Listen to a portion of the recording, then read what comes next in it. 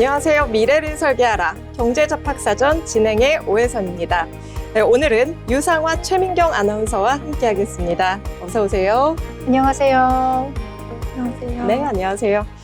네, 오늘 간밤 뉴욕 증시는 혼조세로 마감을 했습니다. 장 초반에는 금리 부담이 이어지며 약세를 보였지만 이 장 후반으로 갈수록 저가 매수세가 유입되며 낙폭을 줄이는 모습이었는데요.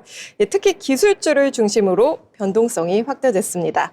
AI와 반도체 관련 종목들은 종목별 차별화가 좀 뚜렷하게 나타나는 장세였는데요. 시장은 여전히 금리 방향성과 기업 실적을 동시에 저울질하는 분위기였습니다. 이런 흐름 속에 국내 증시는 방향성을 탐색하는 장세를 보였습니다. 오늘 우리 시장 코스피는 외국인 수급에 따라 등락을 거듭했고요. 코스닥은 2차 전지와 반도체 업종의 움직임에 따라 변동성이 확대됐습니다. 다만 지수 하단에서는 기관 매수세가 유입되면서 낙폭을 제한하는 모습이 보였습니다.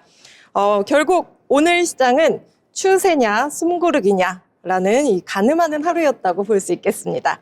자, 그럼 오늘 시장의 핵심 포인트부터 차근차근 짚어볼 텐데요. 간밤 뉴욕 증시 상황부터 확인해 보겠습니다. 먼저 유상화 아나운서 전해주시죠. 네, 현재 시간 2월 24일 미증시 마감 시황 전해드립니다. 간밤 미증시는 3대 지수 모두 상승하면서 마감했습니다. S&P 500 지수 그리고 다우 지수는 0.76%, 0.77% 상승한 가운데 나스닥 지수는 1% 이상 상승하면서 마감했습니다. 장 초반에는 차익 매물이 출회되면서 혼조 흐름을 보였지만 소비자 신뢰지수 개선과 AI 소프트웨어 업종에 대한 불안 완화가 맞물리면서 시장 분위기가 빠르게 회복됐습니다. 2월 미국 소비자 신뢰지수는 91.2로 전월 대비 개선되면서 시장 예상을 웃돌았습니다. 특히 기대지수가 67.2에서 72.0으로 반등하면서 경기 둔화 우려가 다소 완화됐습니다. 고용인식도 함께 개선이 됐는데요. 소비에 대한 기대 심리가 되살아난 점이 증시에 긍정적으로 작용했습니다. 여기에 AI 소프트웨어 불안이 완화되면서 기술주 반등을 이끌었습니다. 엔트로픽이 기존 사스를 대체하는 것이 아니라 엑셀과 지메일 등과 결합하는 엔터프라이즈용 AI 플러그인을 발표하면서 AI가 기존 소프트웨어 산업을 잠식할 것이란 우려가 성능 개선 기대감으로 전환됐습니다. 이 영향으로 소프트웨어, 반도체, 그리고 기술주 전반이 동반 강세를 보였습니다. 다음으로 히트맵 열어서 종목별 움직임도 같이 살펴보겠습니다. 먼저 반도체와 기술주 중심의 상승 흐름이 뚜렷했습니다. AMD는 8% 넘는 상승폭을 보여줬고요. TSMC도 4.25% 상승하면서 반도체 업종 전반을 끌어올렸고 마이크로소프트, 엔비디아, 브로드컴 등 대형 기술주들도 일제히 강세를 나타냈습니다. 특징주도 한번 살펴보시면요. AMD의 급등이 가장 눈에 띕니다. 차세대 AI 반도체 경쟁력 기대와 함께 엔비디아 대항마로서의 입지가 재부각되며 강한 매수세가 유입됐습니다. 또 다른 특징주로는 TSMC가 있겠는데요. AI 수요 확대에 따른 실적 기대감이 반영되면서 반도체 업종 상승을 견인했습니다. 한편 연준 위원들은 AI가 생산성을 높이는 동시에 단기적으로 고용시장에 충격을 줄 수 있다고 언급했지만 시장 영향은 제한적이었습니다. 네, 종합해보면 간밤 미증시는 소비 회복 기대와 AI 불안 완화라는 두 가지 재료가 맞물리면서 안도 랠리를 이어간 것으로 정리할 수 있겠습니다. 다만 기대지수는 여전히 경기 침체 경계선인 80%를 하회하고 있어서 경기 지표 흐름과 AI 관련 뉴스에 따른 변동성 확대 가능성은 계속해서 지켜보셔야 할 것 같습니다. 다음으로는 글로벌 이슈 같이 살펴보겠습니다. 첫 번째 소식으로는 AI 혁신이 금융과 경제를 붕괴시킬 것이라는 주요 외신을 가득 채웠던 소식에 대한 뉴스입니다. 독립 리서치 업체 시트리 리서치가 발표한 소식인데요. 제목이 2028년 글로벌 지능 위기 보고서입니다. 위기라는 제목에서 볼 수 있듯이 비관적인 내용을 담고 있습니다. 핵심 내용으로는 AI가 인간의 지능을 대체하면서 기존 산업 구조를 붕괴시키고 새로운 경제 위기를 촉발할 수 있다는 경고입니다.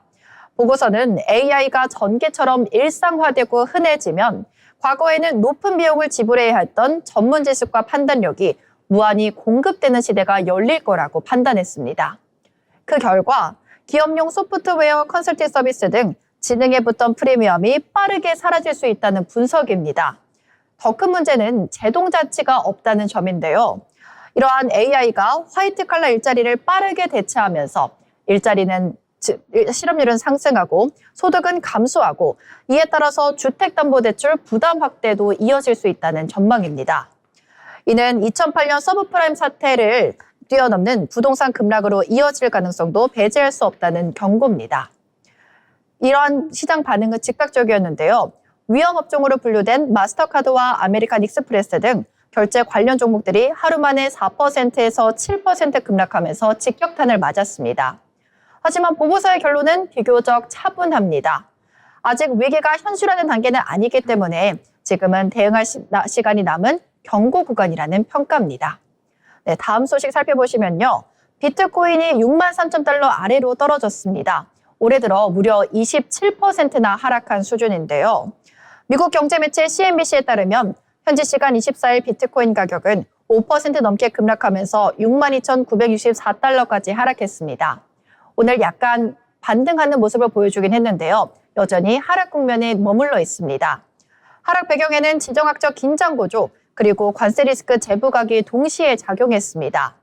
미국과 이란의 핵 협상이 돌파구를 찾지 못한 가운데 트럼프 대통령은 최소 15일의 기한을 제시했고 미국은 중동 지역의 군사 자산을 지속적으로 전개하면서 긴장이 빠르게 높아지고 있습니다. 여기에 더해 미 연방대법원이 상호 관세에 대해 위법 판결을 내린 이후 트럼프 대통령이 새로운 관세 카드를 다시 꺼내들면서 글로벌 경제 불확실성이 재차 확대됐습니다. 이 같은 복합 악재 속에서 비트코인은 올해 들어서만 27% 하락, 지난해 10월 고점과 비교하면 사실상 반토막이 난 수준입니다. 네, 다음 소식으로는 중국과 일본의 관계가 아직까지 냉랭한 가운데 중국이 일본에 대해서 수출 통제를 시작했다는 소식입니다. 중국이 일본을 겨냥한 히토류민 이중용도 물자 수출 통제에 나섰습니다. 중국 상무부는 24일 미쓰비시 조선 등 일본 기업과 기관 20곳을 수출 통제 관리 명단과 관할 리스트에 추가했다고 발표했습니다. 이번 조치는 지난해 11월 일본 정치권에서 나온 대만 유사시계의 발언 이후 중국이 일본을 강하게 압박해온 흐름의 연장선으로 해석됩니다. 명단에는 미쓰비시 계열의 조선항공, 엔진 관련 법인 5곳, 그리고 중공업 업체, 항공, 우주, 엔진 분야 법인 6곳이 포함됐습니다. 관찰 리스트에 오른 기업에 대해서는 중국 수출업자가 일반적인 방식으로는 수출이 불가능하며 위험 평가 보고서와 함께 해당 물자가 일본 군사력 증강에 사용되지 않는다는 서면을 제출해야만 별도의 허가 신청이 가능하다고 전해졌습니다. 중국 상무부 대변인은 이번 조치의 목적이 일본의 재군사화와 핵 보유 기도를 억제하기 위한 것이라며 정당하고 합리적인 조치라고 강조했습니다. 다만 일본과 중국의 일반적인 경제 관계에 대해서는 영향을 주지 않으며 법을 준수하는 일본 기업은 우려할 필요가 없다고 덧붙였습니다. 이어서 종목별 뉴스도 같이 살펴보겠습니다. 아까 특징주로도 살펴봤던 AMD에 대해서 살펴볼 건데요. 메타가 엔비디아와 대규모 공급 계약을 체결한 지 일주일 만에 이번엔 AMD와도 1,000억 달러가 넘는 초대형 계약을 체결했습니다. 메타는 향후 5년간 AMD의 AI GPU를 최대 6기가와트로 공급받기로 했고 신규 AI 서버레까지 포함했습니다. 이번 계약은 AI 인프라 확장 경쟁이 본격적인 체급 싸움 단계에 진입하는 것으로 상징적 사례로 평가됩니다. 특히 AMD는 메타 자본과 연결된 신주 인수권까지 확보하면서 단순히 대규모 계약을 체결한 게 아닌 장기적 전략 파트너십을 구축했다는 점에서 엔비디아 독점 구조를 흔드는 중요한 전환점으로 해석됩니다. 다음 소식으로는 애플에 관련된 소식인데요. 애플이 맥 미니 데스크톱 일부 생산을 아시아에서 미국으로 이전합니다. 애플은 협력사 폭스콘과 함께 텍사스 휴스턴에 위치한 AI 서버 공장을 확대해 맥미니 생산 거점으로 활용할 계획이며 이는 트럼프 대통령의 미국 내 제조 압박에 대한 전략적 대응으로 풀이됩니다. 이번 조치는 4년간 6천억 달러 규모의 미국 투자 계획에 따른 후속 행보로 미국 내 공급망 강화 그리고 정치적 리스크 완화를 동시에 노린 전략입니다. 다만 아이폰 생산 이전은 여전히 검토 대상에서 제외돼 핵심 제품 생산에 탈중국은 점진적 그리고 부분적 방식으로 진행될 전망입니다. 오늘의 마지막 소식입니다. 페덱스와 관련된 소식인데요. 페덱스가 처음으로 미 정부를 상대로 관세 환급 소송을 제기했습니다. 미국 대법원의 상호관세 위법 판결 이후 물류 대기업 페덱스가 처음으로 미국 정부를 상대로 관세 환급 소송을 제기했습니다.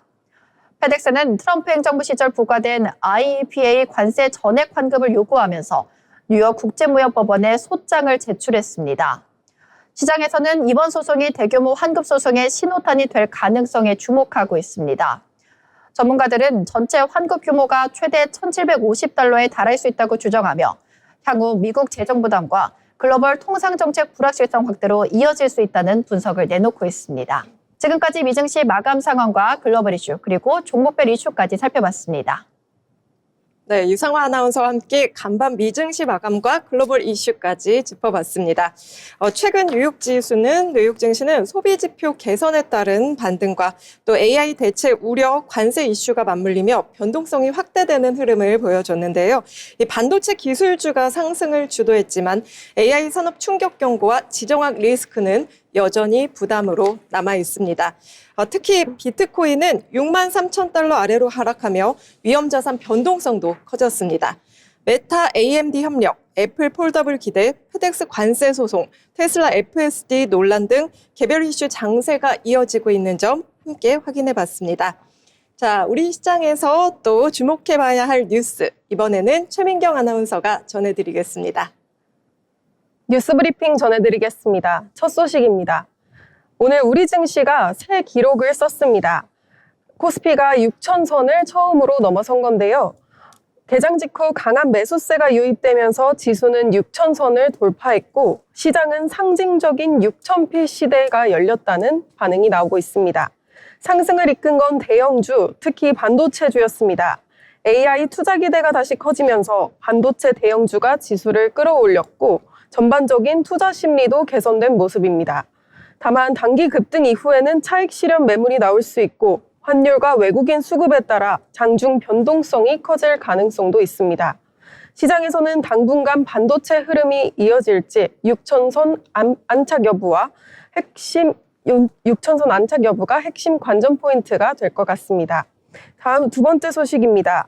2월 중순까지 우리 수출이 역대 최대치를 기록했습니다. 관세청에 따르면 2월 1일부터 20일까지 수출은 435억 달러로 지난해 같은 기간보다 23.5% 증가했는데요. 같은 기간 기준으로는 최대 실적입니다. 조업일 수는 오히려 줄었는데도 일평균 수출액은 47% 넘게 급증했습니다. 수출이 물량뿐 아니라 속도까지 붙었다는 의미로 볼 수 있습니다.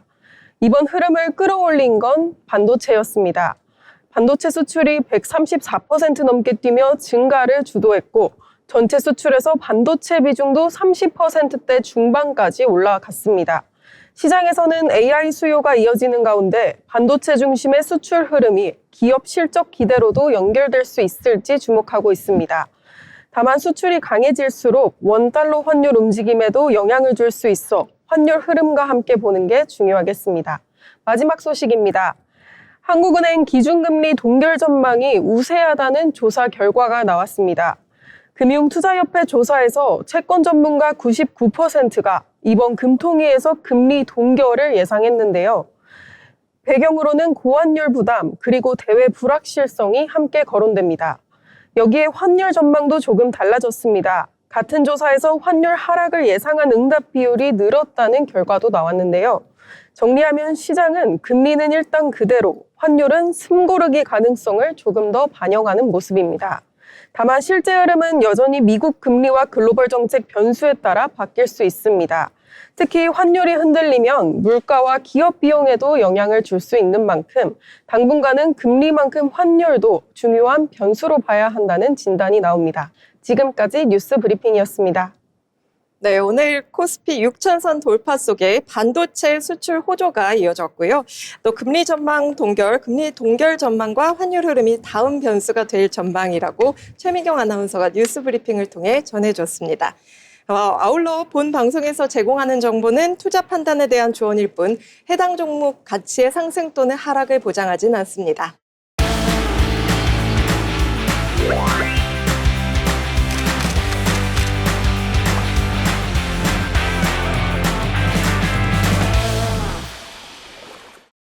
안녕하세요. 전국의 맛집과 축제, 그리고 핫플레이스까지 전해드리는 어디 갈까 시간입니다. 여러분, 2월의 마지막 주말이 다가오고 있습니다. 겨울과 봄 사이 딱 이맘때쯤 되면 입맛도 살짝 도는 것 같고 어디론가 가볍게 떠나고 싶진 않으신가요? 오늘은 멀리 떠나지 않아도 꽉 막힌 도로 위에서 시간을 보내지 않아도 되는 곳, 기차 타고 훌쩍 떠나서 맛있는 추억을 쌓을 수 있는 맛있는 축제 소식 준비했습니다. 충청북도 제천의 명물이죠. 중독되는 매콤함 제2회 제천 빨간오뎅 축제 현장 전해드립니다. 먼저 일정부터 챙겨보겠습니다. 이번 축제는 돌아오는 2월 28일 토요일부터 3월 2일 월요일까지 총 3일간 진행되고요. 3월 1일 연휴가 껴있어서 여유 있게 다녀오시길 참 좋습니다. 장소는 접근성이 최고입니다. 제천역 광장 일원인데요. KTX 이음이 정차하는 제천역 바로 앞이라서 서울이나 수도권에 사시는 분들이 기차 한 번이면 편하게 닿을 수 있습니다. 축제는 오전 11시부터 저녁 8시까지 이어지니까요. 낮에는 점심 드시러 가시기 좋고 저녁에는 술 한잔 곁들이기도 참 좋겠죠? 자, 그럼 축제에서 가장 중요한 부분이죠. 이번 축제의 먹거리 살펴보겠습니다. 제천에 가면 꼭 먹어야 한다는 그 빨간 오뎅. 이번 축제장에는 무려 25개의 먹거리 부스가 준비되어 있습니다. 제천 빨간 오뎅은 국물에 푹 담가 불려 먹는 일반 오뎅과는 다른데요. 쫄깃한 물오뎅에 제천 특유의 매콤달콤한 양념장을 덧발라가며 익히는 게 특징입니다. 축제장에서는 이 원조 빨간 오뎅은 기본이고요. 어린이들이 좋아하는 닭꼬치, 떡볶이, 어르신들 입맛 저격하는 각종 전과 가락국수까지 그야말로 거대한 미식광장이 펼쳐질 전망입니다. 가격도 착하고 종류도 다양하니 이것저것 골라 먹는 재미가 쏠쏠하겠죠? 또 단순히 먹기만 하면 축제라고 할 수 없겠죠? 볼거리와 즐길거리도 풍성합니다. 내가 매운맛 좀 즐긴다, 먹는 거에 자신 있다 하는 분들 주목해주세요. 푸드파이터 챌린지, 일명 빨간 오뎅 빨리 먹기 대회가 열립니다. 현장에서 펼쳐지는 뜨거운 경쟁, 구경하는 것만으로도 스트레스가 확 풀릴 것 같지 않나요? 또한 가족 단위 방문객을 위한 체험도 알찹니다. 추억의 달고나 만들기, 솜사탕 체험, 그리고 환경까지 생각한 빨간 오뎅 에코백 만들기 부스도 운영되니까요.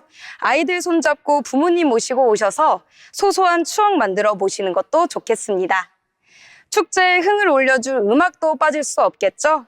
축제 기간 내내 광장 무대에서는 어쿠스틱 밴드와 싱어송라이터, 그리고 지역 예술단체들의 라이브 공연이 이어집니다. 맛있는 오뎅 한 꼬치 입에 물고 감미로운 음악 소리 들으면서 제천역 광장을 거니는 주말, 생각만 해도 낭만적이지 않나요? 이번 축제는 제천역이라는 공간이 주는 설렘이 큽니다. 기차 여행의 시작과 끝이 되는 곳에서 맛있는 음식으로 배도 채우고 여행 기분도 만끽해 보시길 바랍니다. 제2회 제천 빨간 오뎅 축제 이번 주말 2월 28일부터 월요일 3월 2일까지 진행되고요. 장소는 제천역 광장입니다. 매콤한 빨간 오뎅처럼 여러분의 일상에 활력을 불어일으킬 축제, 이번 주말 여행지로는 어떨까요? 지금까지 어디 갈까였습니다.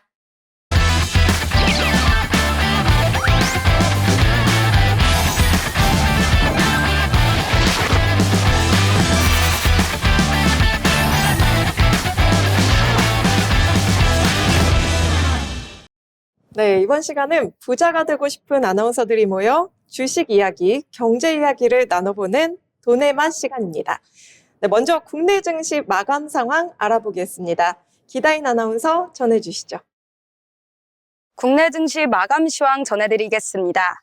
오늘 코스피가 사상 첫 장중 6,100선 고지에 올라서면서 시가총액도 5천조 원을 돌파했습니다. 개인에 이어 기관이 대규모 매수에 나서면서 지수를 끌어올렸는데요. 또한 반도체주뿐만 아니라 자동차주 강세가 신고가 랠리에 힘을 보탰습니다. 자세한 코스피 보시면 코스피는 오늘 6,083선에 장 마감했습니다. 오늘 투자자 매매 동향 보시면 개인이 2,322억 원을 매수했고요. 외국인은 1조 2,932억 원 매도했습니다. 기관은 8,803억 원 매수했습니다. 자세한 코스닥 보시면 코스닥은 1,165선의 거래를 마무리했습니다. 투자자 매매 동향 보시면 개인은 3,928억 원 매수했고요. 외국인과 기관은 각각 2,362억 원, 1,300억 원 팔았습니다. 다음은 시가총액 상위 종목들의 흐름 보겠습니다. 먼저 코스피 시총 상위 종목입니다. 반도체, 투톤 모두 상승세 보였는데요. 간밤 뉴욕 증시에서 엔트로픽이 소프트웨어 업체들과의 제휴 소식을 전하며 인공지능 산업 잠식 우려를 완화했고요. 다음날 새벽 예정된 엔비디아 실적 발표를 앞두고 매수세가 몰린 모습이었습니다. 삼성전자 1.75% 오른 20만 3,500원의 장을 마감했습니다. 반면 SK하이닉스 1.29% 오른 101만 8천원의 장을 마감했습니다. 자동차주인 현대차와 기아도 모두 상승하며 종목들 중 가장 돋보였는데요. 기아는 미국 조지아 법인의 생산 대수가 500만 대를 넘어섰다는 소식도 있었습니다. 현대차는 로봇 사업 모멘텀 부각을 보이면서 높은 상승률을 보여줬습니다. 다음은 코스닥 시총 상위 종목 흐름입니다. 상위 종목들은 대체로 파란불을 켰는데요. 특히 바이오주는 대체로 하락세를 보였습니다. 에코프로가 3.12% 상승한 17만 5,200원, 알테오제는 1.47% 하락한 40만 2천원으로 마감했습니다.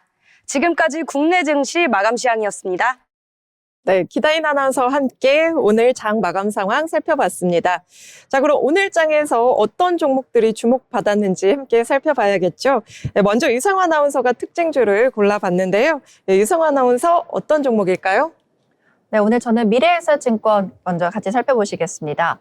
미래에셋증권이 역대 최대 규모의 주주 환원 정책을 발표하면서 오늘 주가에 강한 반응을 이끌었습니다.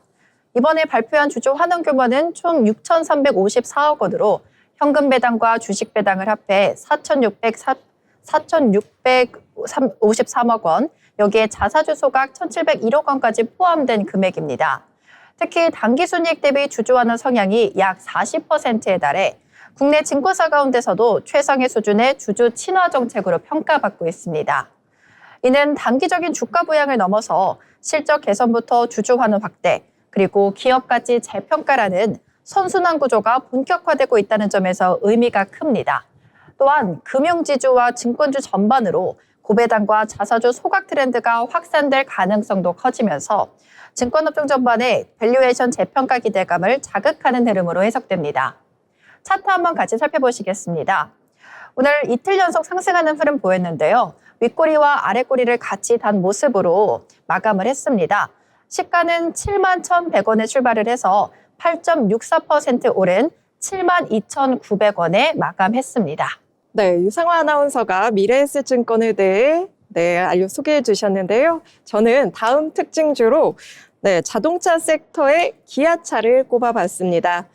기아는 오늘 장에서 장중 한때 19만 9천 원대까지 치솟으며 51주 신고가를 기록했고요. 최종적으로 전일 대비 약 13%대 상승률로 강하게 마감했습니다. 자, 이 같은 급등은 반도체나 기술 업종과는 다른 컨텍스트에서 나오는 움직임인데요.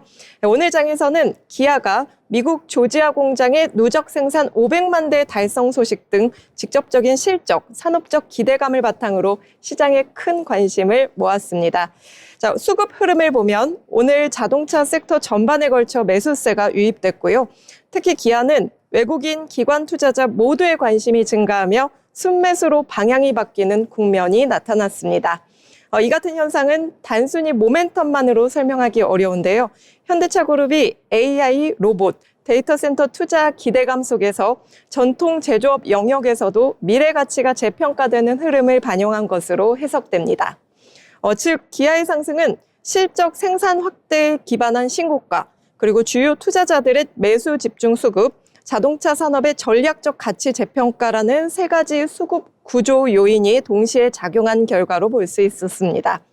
기아차 장중 한때 19만 9천 원까지 터치하고 13% 가까이 오른 19만 6,600원으로 장 마감했습니다. 자, 그럼 다음 특징주도 만나보겠습니다. 최민경 아나운서 전해주시죠.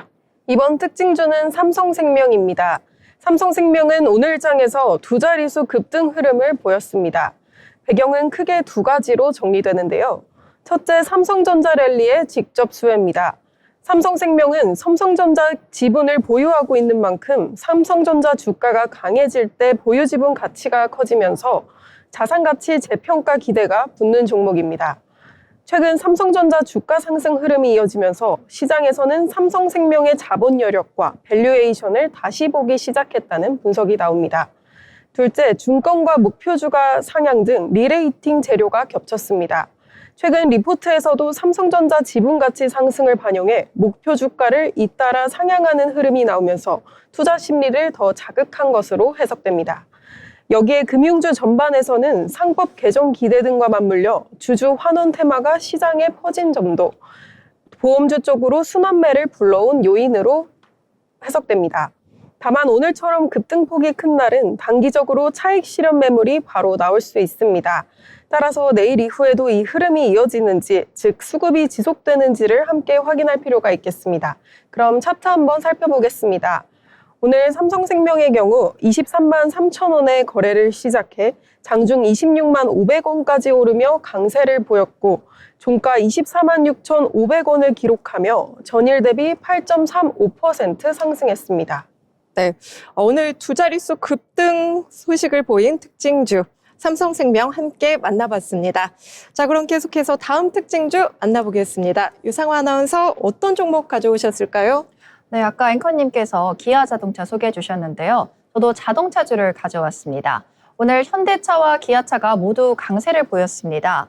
현대차는 전력 공급에 대한 수요가 계속해서 증가를 하게 됨에 따라 새만금에 5년간 10조 원을 투자해서 AI 데이터 센터와 로봇 생산 선비를 구축하겠다는 계획이 부각되면서 오늘장에서 주목을 받았습니다. 이번 투자는 단순한 생산 설비 확장이 아니라 자율주행 합숙용 AI 인프라 구축이 핵심이란 점에서 현대차의 전략 방향 전환을 상징적으로 보여주는 이벤트입니다. 증권가는 이번 투자를 통해 현대차의 경쟁력이 자동차 생산 능력에서 AI 기반 자율주행 학습 속도로 이동하고 있다고 평가합니다. 특히 자율주행 합성 데이터 훈련을 위한 대규모 AI 데이터 센터 구축은 향후 자율주행 상용화 속도를 좌우할 결정 변수로 꼽힙니다. 여기에 로보틱스, 피지컬 AI까지 연결되면서 현대차는 완성차 기업을 넘어 AI 로봇 기반 모빌리티 플랫폼 기업으로 재평가받을 가능성이 커지고 있습니다. 시장에는 이번 투자가 하반기 추가적인 멀티플 재평가의 출발점이 될 수 있다는 기대도 나오고 있습니다. 차트 같이 확인해 보시겠습니다.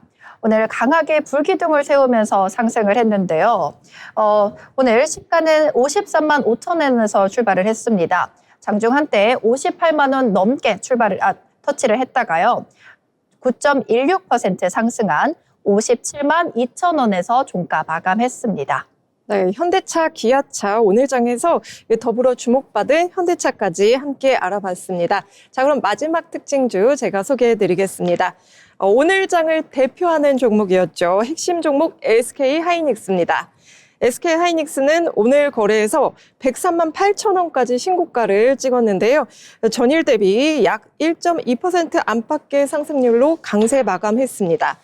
이미 고점권에 진입해 있었지만 이처럼 신고가가 다시 나왔다는 점이 오늘장의 본질을 설명해 줬는데요. 특히 이 종목의 상승은 단순히 한 번 급등한 뒤 되돌림을 받는 흐름이 아니라 고점권에서도 추가 매수세가 유지된 흐름입니다. 이런 움직임은 투자자들이 단기 차익 실현보다 향후 성장에 대한 신뢰를 우선으로 수급하는 모습을 보여줄 때 나오는데요. 네, 오늘 장 수급을 구체적으로 살펴보면 기관 투자자들이 전반적으로 반도체 섹터에 매수 집중 행보를 보였습니다. 반면 외국인 투자자들은 일부 차익 실현 움직임을 보이면서 반도체 강세 속에서 수급 균형 속 변화를 만들었습니다. 이런 구조는 오늘 외국인이 일부 차익 실현을 하는 구간에서 기관과 개인이 매수로 균형을 잡으며 주가를 떠받친 흐름이라고 해석할 수 있습니다. 즉, 외국인 단독 매도에 따른 가격 부담이 기관, 개인 등 국내 투자자들의 매수로 상쇄되며 주가가 오히려 신고가를 갈아치우는 장세가 펼쳐졌습니다. 그리고 또 중요한 건 이 수급이 단기 이벤트가 아니라 펀더멘털 기대감이 실제로 수급을 통해 확인된 신뢰 기반 랠리라는 점입니다. 네, SK하이닉스는 글로벌 AI 메모리 수요의 구조적 증가 속에서 고대역폭 메모리 시장에서 높은 점유율을 유지하고 있고요. 업계와 증권사 리포트에서도 향후 실적 개선에 대한 기대가 유지되고 있습니다. 네, 정리하자면 SK하이닉스는 오늘 100만 원대 신고가를 재확인했고요. 또 펀더멘탈 신뢰 기반의 구조적 상승이라는 오늘장의 핵심 메시지를 모두 보여준 종목이었습니다. 네, 이렇게 해서 오늘 주목받았던 특징주 5가지 모두 만나봤습니다. 저희가 전해드리는 내용 참고하셔서 투자 포트폴리오 구상하시기 바랍니다. 네, 이어서 기업에 대해 알아보는 기업사전 시간입니다. 최민경 아나운서가 준비했는데요. 네, 오늘의 기업사전 설명해 주시죠. 오늘 기업사전에서 살펴볼 기업은 한국금융지주입니다. 이름만 보면 은행지주처럼 느껴질 수 있는데요. 한국금융지주는 한국투자증권을 핵심 자회사로 둔 말 그대로 증권 중심 금융지주입니다. 그래서 금리가 오르내리는 은행주 흐름과는 또 다르게 증시 분위기, 자본시장 거래에 따라 실적이 움직이는 특징이 있습니다. 요즘처럼 투자 심리가 살아날 때 가장 먼저 체감되는 금융회사 중 하나라고 볼 수 있겠습니다. 한국금융지주는 지주회사입니다. 직접 영업을 하는 회사가 아닌 자회사를 통해 돈을 버는 구조인데요. 그 중심에 있는 자회사가 바로 한국투자증권입니다. 증권사는 크게 4가지로 나뉩니다. 주식거래 수수료 같은 브로커리지, 고객 자산을 굴리는 WM, 기업의 자금 조달을 돕는 IB, 회사가 가진 자본을 운용하는 운용. 한국투자증권은 이 4가지 축을 비교적 균형 있게 키워온 하우스로 자주 언급됐습니다. 한국금융지주가 최근 특히 주목받는 이유는 실적이 숫자로 증명됐기 때문입니다. 한국투자증권은 2025년 연간 실적 기준으로 순이익이 2조 원을 넘기며 업계 최초로 2조 클럽에 올라섰습니다. 증권사가 어디까지 벌 수 있나라는 기준선을 올려놨다라는 평가가 나오고 있습니다. 여기서 포인트는 단순히 불장 덕을 본 게 아니라 브로커리지에만 의존하지 않고 운용, IB, WM이 같이 받쳐주면서 실적에 체력이 생겼다는 부분인데요. 즉 거래 대금만 살아나면 끝이 아니라 구조가 두꺼워진 증권사로 읽힙니다. 이번 사이클에서 특히 힘이 된 건 운용 부분입니다. 증권사는 은행처럼 예금이 있는 게 아니라 자기 자본과 조달한 자금을 굴려서 수익을 만드는 구조인데요. 한국투자증권은 발행어음 같은 운용 기반이 커지면서 굴릴 수 있는 돈의 크기 자체가 커졌고 그게 실적에 반영됐다는 해석이 많습니다. 쉽게 말해 손님이 늘어서 수수료만 받는 구조가 아니라 자본시장에서 돈을 굴리는 엔진이 커진 회사라는 장점이 있습니다. 그리고 운용만 잘한 게 아닙니다. 증시가 좋아지면 개인 투자자 거래가 늘어서 브로커리지가 살아나고 시장 변동성이 커지면 오히려 상품, 채권, 파생 등에서 WM 수요가 커지기도 합니다. 또 기업 입장에서는 투자와 조달이 필요해지면서 IPO, 회사채, 인수금융 같은 IB 딜도 활기를 띠게 되죠. 한국투자증권은 이 세 축이 함께 움직일 때 시너지가 큰 하우스라는 점이 자주 장점으로 꼽힙니다. 그래서 실적이 좋을 때 한 번 반짝이 아니라 자본시장 사이클을 타는 체질로 보려는 시각이 생기는 겁니다.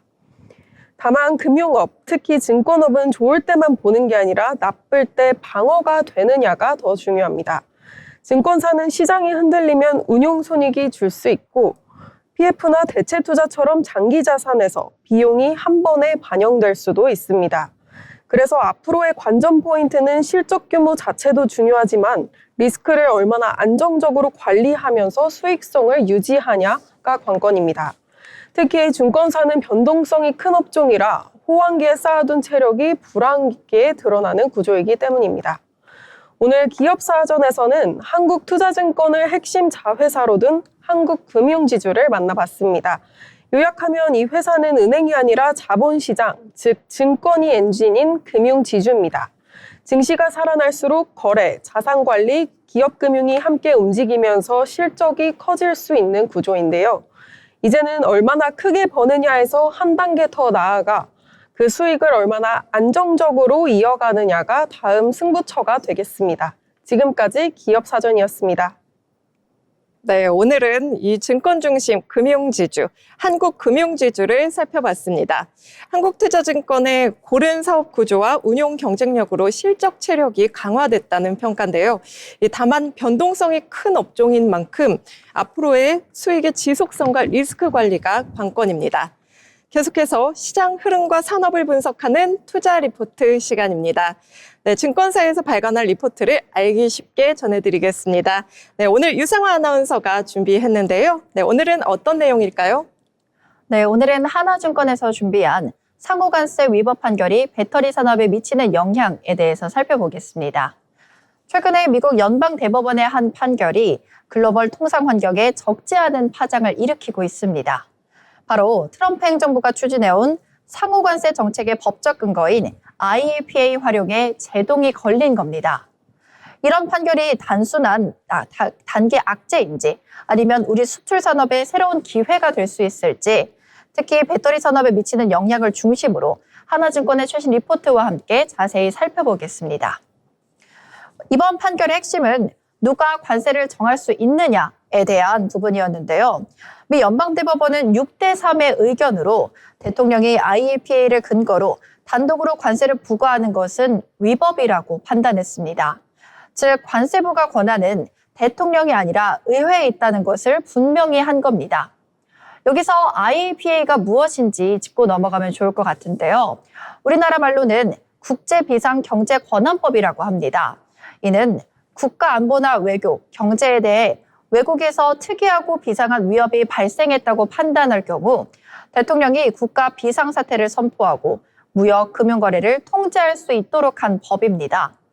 트럼프 대통령은 2019년 멕시코 불법 이민 문제, 그리고 2025년 4월에는 전 세계 수입품의 10% 보편 관세를 캐나다, 멕시코산 제품에 대해서는 최대 25% 관세를 부과하면서 IEPA를 근거로 국가 비상사태를 선포했습니다.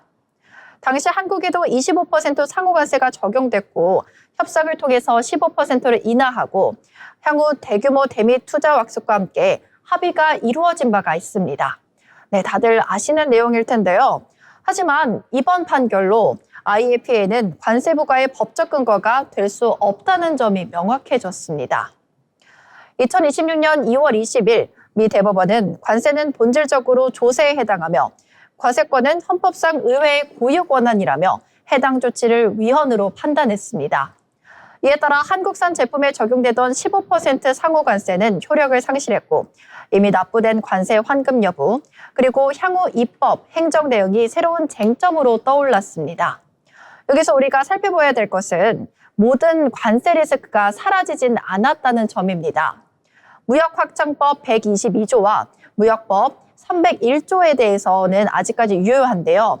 이와 관련한 보도를 전해드리면 월스트리트 저널에 따르면 트럼프 대통령이 232조를 근거로 6개 산업군의 추가 관세를 검토 중이라고 보도했습니다. 232조는 특정 품목 수입이 미국 국가 안보를 위협한다고 판단할 경우 대통령이 관세를 포함한 무역 조치를 단독으로 발동할 수 있는 조항입니다. 이번 대법원 판결은 232조 판결에는 영향을 주지 않습니다. 즉, 추가 관세 검토 대상에는 배터리를 포함한 주철 및 철제 연결 부품, 플라스틱 배관, 산업용 화학 제품 등이 포함된 것으로 전해졌습니다. 한국 수출주와 그리고 배터리 산업 영향에 대해서 조금 더 살펴보면요. 이번 판결은 우리 산업계에 단기적 호재와 장기적 불확실성을 동시에 안겨줬다고 볼 수 있습니다. 먼저 단기적 환급 효과입니다. 현재 하루 평균 관세 징수 규모는 약 5억 달러로 추산됩니다. 이번 위법 판결로 자동차와 자동차 부품, 배터리 소부장 기업 일부는 이미 납부한 관세 환급을 기대할 수 있어 단기 수혜가 가능합니다. 다만 통상 환경의 불확실성은 오히려 더 커졌습니다. 여기서 한국무역협회 장상식 실장의 말을 빌려보면요. 기업들이 가장 힘들어하는 것은 관세율 자체보다 예측 불가능성이라며 150일 한시적 경우 의회 승인 여부에 따라서 공급망 전략 전면 수정이 불가피하다고 지적했습니다. 우리나라 배터리 3사로는 이렇게 대표적으로 LG 에너지 솔루션, 삼성 SDI, SK온으로 짚어볼 수 있겠는데요. 이번 판결이 이 3사에는 바로 비용 부담을 즉각적으로 줄여주지는 않지만 미국 현지 생산 능력을 보유한 한국 기업들의 현지 생산 프리미엄은 오히려 더욱 강화될 가능성이 큽니다. 이번 리포트가 제시하는 가장 중요한 투자 포인트는요. 배터리가 단순한 부품을 넘어서 에너지 안보 자산으로 격상되고 있다는 점입니다. 전기차는 부진한 반면에 ESS는 폭증하고 있다는 소식 많이 들어보셨을 겁니다. 1월 미국 전기차 판매는 전년 대비 23% 감소한 반면 글로벌 ESS 설치량은 12월 기준 77.1기가와트로 전년 대비 무려 95% 급증했습니다. AI 확산으로 데이터 센터 전력 수요가 폭증하면서 ESS 설치가 사실상 필수가 되고 있습니다. 이에 따라 미국은 2026년부터 ESS 배터리에 25% 고율 관세 부과를 예고했는데요. 이는 미국 내 공장을 보유한 한국 기업들의 강력한 진입 장벽이자 기회로 작용합니다. 네, 그러면 상세적으로 분석을 한번 해보겠습니다. 먼저 LG 에너지 솔루션은 전기차 판매의 부진을 ESS로 만회하고 있는 상황입니다. 12월 글로벌 출하량이 전년 대비 5% 성장했고요. 미국 출하량은 57% 급감한 반면 중국에서는 출하량이 260% 급증하면서 점유율 또한 올라갔습니다. 사업 구조 측면에서는 2026년 전기차 배터리 매출이 116.4조 원, 2025년 대비 감소하지만 ESS 매출은 2.4조 원에서 8.9조 원으로 증가하면서 약 3.7배 성장이 예상됩니다. 정리하면 글로벌 배터리 기업 중에 ESS 성장성이 가장 가파르다는 점이 핵심 투자 포인트입니다. 다음으로는 SK온에 대해서 상세 분석 한번 살펴보시겠습니다. 미국에서는 부진하나 유럽에서는 선전하고 있는 대비되는 모습입니다. 글로벌 출하량과 전년 대비가 8% 감소했는데요. 이는 미국에서는 53%가 감소했고 유럽에서는 41% 증가한 수치입니다. 즉 미국 시장 부진은 부담이지만 유럽 시장 성장과 하이엔드 중심 포트폴리오가 향후 회복의 핵심 동력으로 주목받고 있습니다. 네, 마지막 기업 삼성 SDI에 대해서 살펴볼 텐데요. 내실 경영과 밸류에이션 재평가를 핵심으로 볼 수 있습니다. 글로벌 출하량이 전년 대비 14% 감소했습니다.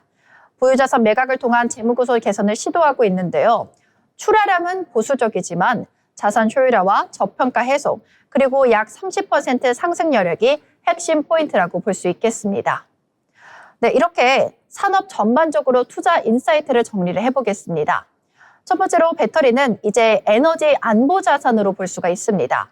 재생에너지가 확대되고 AI 데이터 센터 전력 수요가 계속해서 증가함에 따라서 ESS는 이제 필수 인프라로 주목받게 됐습니다.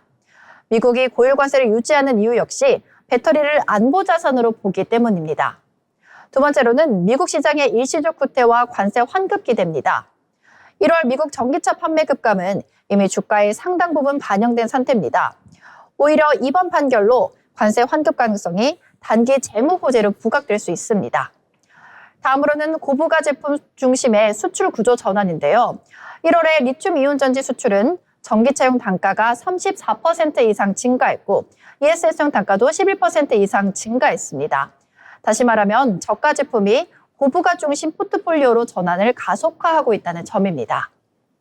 이 리포트에서 정리하고자 하는 부분은 현재 K배터리는 전기차 시장의 일시적 정체를 ESS라는 거대한 파도로 극복하는 구간에 있습니다. 특히 미국 내 생산기지를 확보한 LG 에너지 솔루션과 삼성 SDI는 여전히 유지되는 25% 품목별 관세 체제 속에서 강력한 보호막과 수혜를 동시에 누릴 수 있습니다. 셀메이커 대형주 중심의 매수 전략, 여전히 유효하다는 것이 이번 리포트의 핵심 결론입니다. 지금까지 하나증권에서 나온 리포트 전해드렸습니다. 네, 류상화 아나운서가 전해준 투자 리포트 함께 확인해봤습니다. 미 대법원의 상호관세 위법 판결로 일부 관세 부담은 완화됐지만 여전히 통상 변수는 남아있는 상황입니다. 다만 ESS 중심의 구조적 성장과 미국 현지 생산 프리미엄이 부각되면서 국내 배터리 대형주에 대한 기대감은 유효하다는 분석입니다.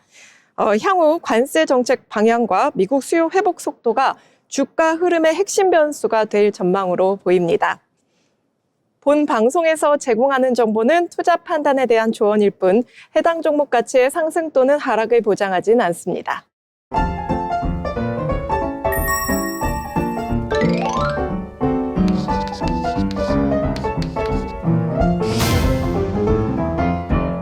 네, 오늘 방송 벌써 마칠 시간이 다 됐는데요. 자, 오늘 시장을 저희가 한 줄로 요약해 보도록 하겠습니다. 네, 먼저 유상화 아나운서 오늘 시장 한 줄평 부탁드릴게요. 네. 오늘 코스피와 코스닥 모두 상승으로 마감하긴 했지만 코스닥의 장중 흐름을 보면 약간 지지부진한 흐름이 포착이 됐습니다. 오늘 0.02% 정도 상승한 흐름이었는데요. 코스피에 비해서는 코스닥이 상승 흐름이 약간은 지지부진한 만큼 코스닥 지지 말자 이렇게 요약을 해보겠습니다. 네, 잘 들었습니다. 자, 그럼 최민경 아나운서는 오늘 시장 어떻게 보셨을까요? 한 줄평 소개해 주시죠. 네, 저는 오늘 우리 장을 새 시대가 열렸다라고 표현하겠습니다. 코스피가 5,000선을 돌파한 지 한 달여 만에 6,000선을 연이어 돌파하면서 지수의 기준선이 통째로 바뀌는 장이 아니었나 싶습니다. 네, 맞습니다. 저도 같은 생각인데요. 이 코스피 6,000선을 터치했다기보다 이제 시작이다라는 생각이 들었습니다. 특히 오늘 장은 이 지수보다는 수급과 종목 선택이 더 중요했던 선별 장세 강세였다고 말하고 싶습니다. 네, 오늘 저희가 준비한 방송은 여기까지입니다. 오늘 우리 시장은 조정이라기보다는 이증시와 보조를 맞춘 선별적 강세 흐름이었고요. 지수보다 수급의 방향이 더 중요했던 하루였습니다. 이럴 때일수록 종목 선택이 더욱 중요해 보이는데요. 내일도 저희 경제잡학사전과 함께 하시면서 시장의 흐름을 차분하게 짚어보시기 바랍니다. 지금까지 함께해 주신 여러분 고맙습니다.